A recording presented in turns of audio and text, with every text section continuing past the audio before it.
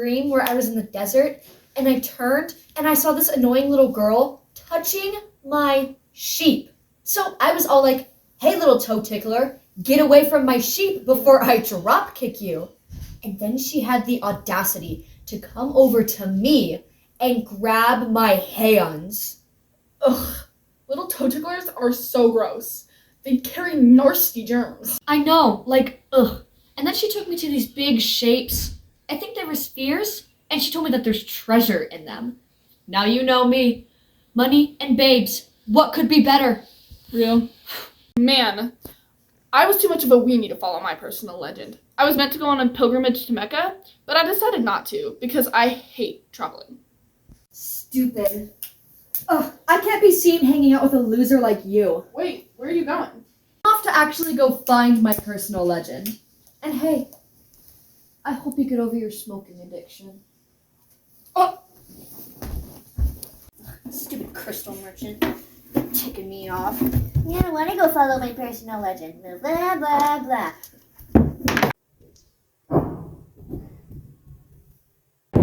Never stop dreaming. Follow the omens. When you want something, all the universe conspires to help you achieve it.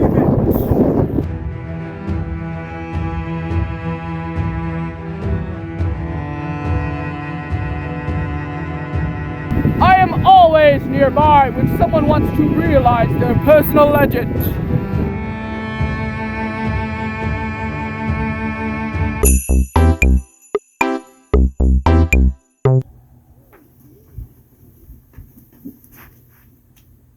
So, where are you going?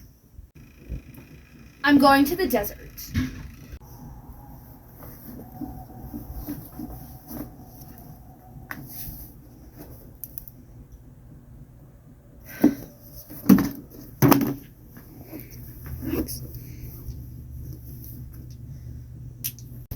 You remade the meme!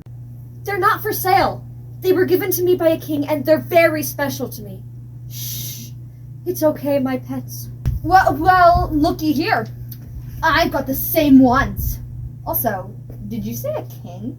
I guess you wouldn't believe that a king would talk to someone like me. Just a poor Emar shepherd.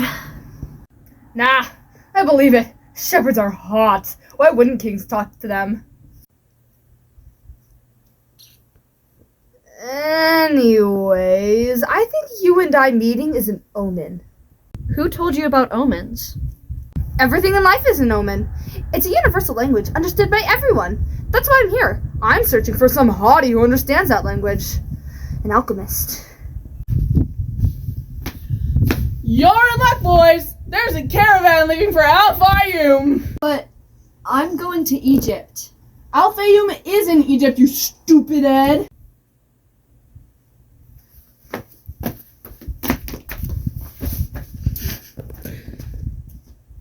It's no coincidence that we met each other with the exact same stones in hand. Are you in search of the alchemist too? Nope. I'm searching for treasure. In a way, I am too.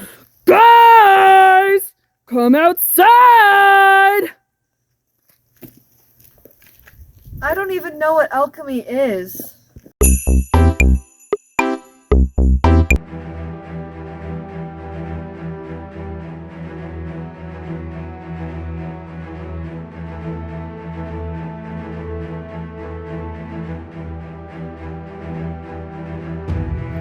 My neighbors feared they would lose all their olive trees. Books are like caravans in that respect. Maktub!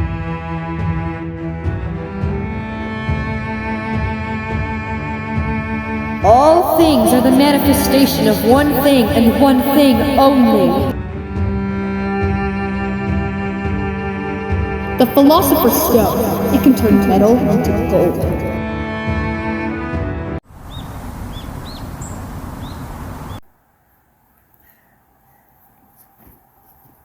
We've done it!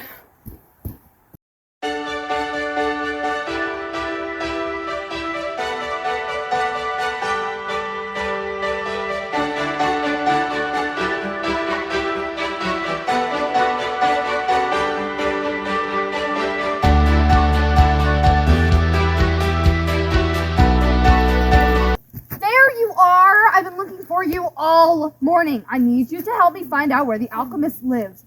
And maybe his social security number while we're at it. Okay, maybe we could ask someone. Good afternoon, ma'am. I'm in search of the alchemist. Do you happen to know where he lives? I have never heard of such a person. Also, never speak to women dressed in black. They are married women. Respect tradition, insolent boy. You know, I've never heard of alchemists until now. Maybe no one here has heard of alchemists either. Bazinga! Maybe instead of asking where the alchemist is, we could ask where the person who cures illnesses is. Excuse me, do you know of someone who cures illnesses here? Allah cures illnesses. You're looking for a witch doctor. Aruka! Go talk to her. What's your name? Fatima? Do you know of the man who cures illnesses that lives here? That's the man who knows all the secrets of the world. He communicates with the genies of the desert.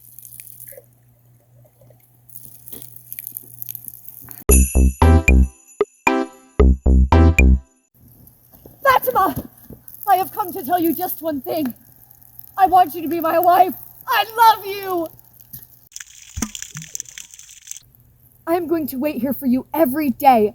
Since I was searching for treasure near the pyramids, the war seemed a curse. But now it is a blessing, because it brought me to you! The war will end someday. The tribesmen are always in search of their treasure, and the women of the desert are proud of their tribesmen.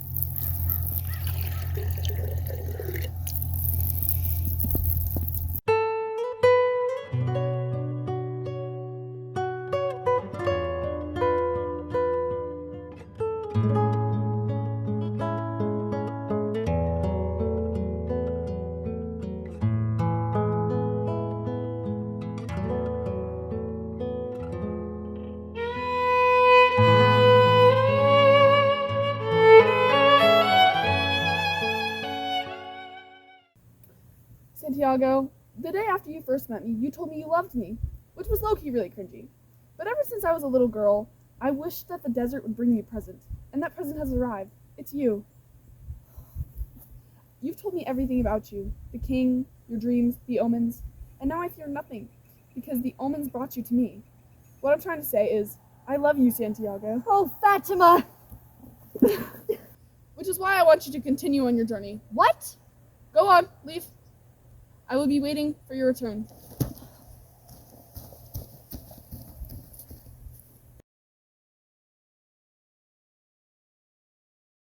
Hello everyone, Santiago here to tell you the rest of my amazing, inspiring tale. Due to budget cuts, I am here to tell you what happened instead of showing you what happened through a movie.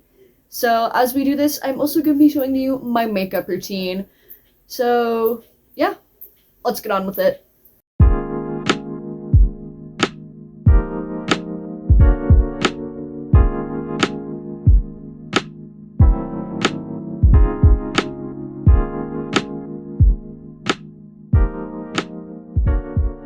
So after Fatima told me to leave to go follow my personal legend, I was kind of like really heartbroken. So I just kind of meandered for a little bit and then decided to sit down on a rock. And as I was sitting down on that rock, I heard some hawks flying above me, you know, overhead. And so I was kind of like, whoa, hawks. And then one of them attacked the other one. It was kind of gory. And after that hawk attacked the other hawk, I had like this vision. It was only for a split second, but it was like wild. So basically, in this vision, I saw an army riding into the oasis with swords, and that was really scary. So after I saw that, I was like, I have to go tell someone. So I went to that camel driver to tell him what I saw. And basically, he told me he didn't believe me, which is super rude. So I instead decided to go to the chieftains because, you know, they're important people. They'd believe me. Sorry, I have it pulled up right here to, you know, follow along. So the main chieftain was all like, "Who is this stranger who speaks of omens?" And I was like, "That's me." And then this other chieftain, he said, why would the desert reveal such important things to a mere boy like you instead of one of us important people? And I'm like, I'm important. So I told them, like the king I am, I said, because my eyes are not yet accustomed to the desert. I can see things that eyes that are accustomed to the desert may not see. And in my thoughts, because I'm sassy, I thought, and because I know about the soul of the world, because I'm smart. And so the big man himself, the main chieftain, said, the oasis is neutral. Nobody would ever attack us. And so basically I said, okay, don't believe me then. But when your family gets killed, don't blame me. And so the two kind of, yapped about it for a little bit. And then they said, fine, we choose to believe you. Tomorrow we will allow the citizens the right to be armed, and we will tell them to be on the lookout for enemies. For every 10 dead enemies, we will give you a piece of gold. Like, money, dinero. If not, one of the arms is used on an enemy tomorrow, one will be used on me. And so I'm like, fine then, okay. So then I bowed and I just kind of left. And so I kind of walked around for a little bit, and then this guy dressed in all black, he pulled up next to me on his camel, and he was wielding a sword, which was like really scary. I was like, whoa, put that away. And so he turned to me and he basically said, who dares to read the meaning of the flight of the hawks? And so nervously I said, it was me. And I kneeled before him and I said, if you're going to kill me, I suggest you do it now. I mean, my girlfriend basically kind of broke up with me, and there's nothing really worth living for now. Whoops. And so he lowered his sword to my forehead, and he I don't know how, but he drew blood, but it didn't hurt very much. And he said, why did you do so? He asked me. And I said, I don't know, I just kind of did. But all I saw was an army. I didn't see much. And then he asked me what I'm doing in this land. Be quiet. Me, a stranger. And I told him, gave him a little bit of sass, said, I'm following my personal legend. It's nothing you would understand. And then he sheathed his sword and he told me I have courage, which, yes, I do. And he told me that courage is very essential to understanding the language of the world. So, I tried to ask him how he knows about the language of the world, because I really thought that I was the only one who understood the language of the world. And then he told me if I'm still alive tomorrow at sunset, he told me to come and find him. And then he started writing off without telling me where he lives. And I, of course, asked him, where do you live? And instead of giving me a straight up answer like any normal human being would do, he just pointed to the south. And then that's when I realized I met the alchemist himself.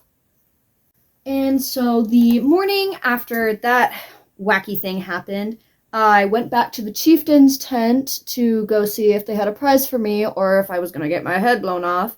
And it turns out they did have a prize for me. And it was a good one. They gave me 50 gold pieces and, of course, admitted that I was right and they were wrong. And so, I told them, of course, I'm never wrong. And then, and this is a big shocker here, they asked me to become the counselor of the Oasis. And so after that, I decided to go sit outside the alchemist's tent because, I'm still alive. He told me if I'm still alive to come find him. And so the alchemist, being the weird, creepy old man he is, he said, you shouldn't be here. And then said, or is it your personal legend that brought you here? And I said, with the wars, it's impossible to cross the desert. So I have come here. And so the alchemist, he told me to come inside his tent. And so I asked him, hey, why did you want to see me? And then he said the wind told him that I would need help, which I don't really get how wind can talk, but I guess to him it does talk. I need to blend that out more. And so, I told him it can't be me. The Englishman was the one who was looking for him. Because, he was. I wasn't looking for the alchemist. And so he told me that the Englishman has other things he needs to do first, but he's on the right track. And he's beginning to understand the desert, which, good for him, I guess. Good for the Englishman. And so then I asked him, what am I doing next? Oh, if he's going to instruct me. And then he told me that I already know what I need to know. And he's simply going to point me in the right direction. And so I told him, but there's a war. And he said, I'm aware. Like, he's aware. And so then I told him, I think I've already found my treasure. I have a camel and I have a bunch of money. And he said, but none of that is from the pyramids. And so I said, I also have Fatima. And then I kind of went off about her and said she's a treasure greater than anything else I've had.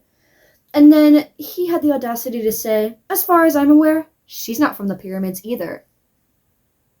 That girl is better than the pyramids, excuse you. Then he told me that we leave tomorrow. So then, we started going on our journey. We were on the horse that I bought because he told me to buy a horse because horses are better than camels, which in my opinion, I prefer camels over horses, but pop off, I guess. And then, we took a few breaks in between. He told me to put a shell to my ear to hear the ocean, and I guess that was pretty cool. Because I heard the ocean. Oh boy, that's really red. And then, this is where it gets, really scary. Oh, I should have brought Q-tips. Ooh. And then this, guy, he had a kerchief over his face. He basically, took us in and brought us to their, leader or whatever, their chief. And then he called us spies, which, excuse me, we are not spies, because snitches get stitches. And so the alchemist, being the awesome human being he is, said, we're just travelers. And then the man said, lies, you were at the enemy camp 3 days ago, giving us a bit of attitude, I see. And so the alchemist said, I'm just a man who wanders the desert. And the chief asked, who is your friend? Referring to me. And then the alchemist called me an alchemist, which no, I'm not. And then he told them that I can turn into the wind. And, that I wish to show them that power. And he also gave away my money to them, which was super mean of him because, he kind of made me poor. I did not appreciate that one bit. And so, the chief said, oh, I want to see him do it. And so the alchemist said, do it he shall. Just give him 3 days. If he doesn't manage to do it, we humbly offer you our lives. Which, no, I do not humbly offer my life. And so then the chief, being, really just not a very good person, said, you can't offer me something that's already mine. But I accept. And so, we began to walk with those people to go to their camp. And so, I kind of turned to the alchemist, all rude, and said, I don't know how to harness the wind. Also, shame on you for giving away my money. And he said, you'll find out how. I better, or else I'm gonna die. And so, after a few days of practicing and failing, there came the 3rd day. And there we were, standing on the cliff. And basically just kind of waiting for me to do it. And so, to stall a little bit, I told them it's going to take a while. And they said, we have time. We'll wait. And so I turn out to look to the desert. Then the desert began to speak, which I have no explanation how it began to do that. It just kind of did. It was weird. And so, of course, I told it, I need your help to turn me into the wind. And the desert said, I can't do that. you're gonna have to ask the wind itself. Which, okay. And so, the wind began to do its wind things, kind of sounding like. Yeah, it was really loud. And then the wind began to speak, which I guess the alchemist wasn't lying when he said the wind told him I needed help. And the wind basically said, "Who taught you the language of the wind and the desert?" Because, I'd be kind of curious too if someone as smart as me came along. And so then I decided to be vague, like very mysterious, and I said, "My heart." Ooh. And then the wind began to insult me, saying, like, "You can't turn into me, dummy. We're two very different things." And so, I was getting kind of fed up with this because I kind of feel like living. And I, basically said, "Just tell me how to do it." And then the wind said, "Fine, you'll have to ask the sun." And then it began to do more wind sounds. Once again, very loud. And then the sun began to yap to me. And, of course, I told the sun, "I want you to help me turn myself into the wind." And the sun, being all high and mighty, said, "Nature knows me as the wisest being in creation, but I do not know how to turn you into the wind." And at this point, I was getting ready to punch a wall, because obviously nobody knows anything. And I said, "Then who does know?" And then the wind said, "Speak to the hand that wrote it all." Very mysterious. And then the wind did its thing again.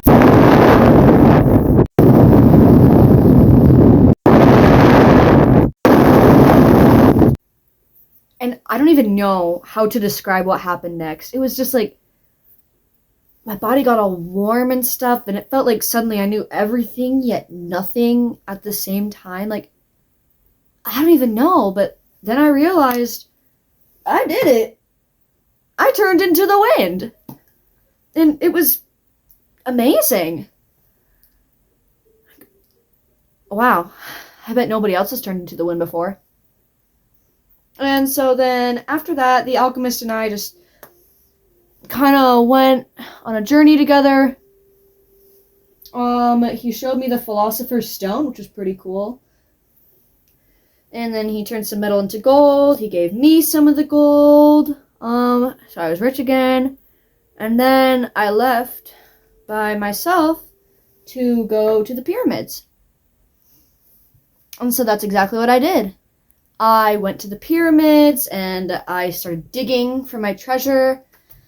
And as I was digging, some guys came up to me and, well, they began to beat me, which, really hurt. And then they left me, and then I had this sudden realization that my treasure was back where I had started. And so, you know what I did? I went right back to where I started. And guess what I found? I found my treasure. And then as I was standing there just relishing in all this treasure, I felt a kiss on the wind. And that kiss was from Fatima. And then I told her that I am going to come back for her. And so, yeah, that's the end of my story. Thank you so much for watching.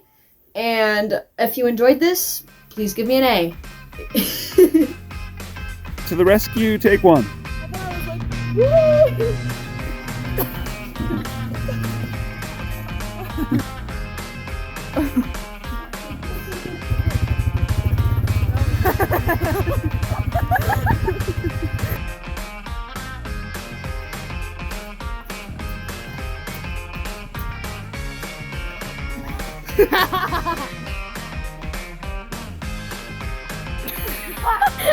You're in the thing. The townsman, take one. I've learned to wait here for you every day. Since the war. Wait, no.